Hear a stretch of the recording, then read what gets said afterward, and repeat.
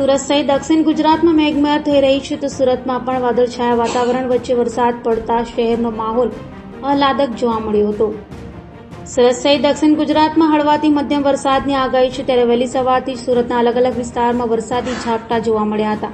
ક્યાંક ધીમી ધારે તો ક્યાંક ધોધમાર વરસાદ શરૂ થયો છે। સુરતના અડાજણ, વરાછા, કતારગામ, અમરોલી, રાંદેર, ઉધના તેમજ અઠવા વિસ્તારમાં વરસાદ પડ્યો હતો તો વરસાદના કારણે ધરતીપુત્રોમાં ખુશી જોવા મળી હતી। સુરત શહેર અને જિલ્લામાં છેલ્લા 2 દિવસથી વરસાદે વિરામ લીધો છે તો બુધવારે સુરત અને ઓલપાડમાં છૂટો છવાયો વરસાદ પડ્81 હતો।